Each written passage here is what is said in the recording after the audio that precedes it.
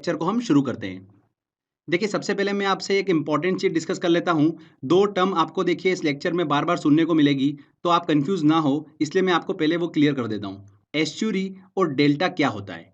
Estuary को देखिए हिंदी में बोला जाता है ज्वार नदमुख, ठीक है? तो क्या होता है ये हम पहले डिस्कस कर लेते हैं।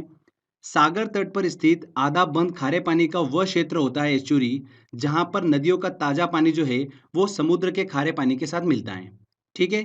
तो आपको क्लियर हुआ एस्चुरी क्या होता है? आधा बंद खारे पानी का वह क्षेत्र जहां पर नदियों का ताजा पानी जो है वो समुद्र के खारे पानी के साथ में मिलता है। क्लियर? कौन कौन सी नदियां जो है वो एस्चुरी बनाती है? नर्मदा नदी, ताप्ती नदी, मांडवी नदी, ये जो नदियां हैं ये एस्चुरी मतलब ज्वार नद मुख का निर्माण करती हैं। आगे लेक्चर में मैं आपको क्लियर करूंगा इस चीज को, बस इतना ध्यान रखिए कि एस्चुरी होता क्या है।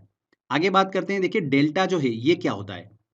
तो देखिए, नदी जहां पर सागर से मिलती है उस जगह पर नदी द्वारा बहाकर लाई गई मिट्टी के कारण जो मुख्य नदी होती है वो कई सारी धाराओं में बढ़ जाती है।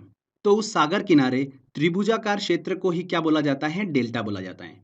डेल्टा जो होते हैं वो प्राय उपजाऊ मिट्टी का निर्माण करते हैं। ठीक है फ्रेंड्स, तो आपको क्लियर हुआ डेल्टा क्या होता है और एस्चुरी क्या होता है। ध्यान रखिएगा, गंगा, ब्रह्मपुत्र, महानदी, गोदावरी, कृष्णा, कावेरी, ये सब जो नदियां हैं ये डेल्टा का निर्माण करती हैं। आगे हम ये लेक्चर में डिस्कस करने वाले हैं। तो बस एस्चुरी क्या होता है और डेल्टा क्या होता है, आई होप आपको समझ में आ गया होगा। चलिए हम स्टार्ट करते हैं कि भारत का जो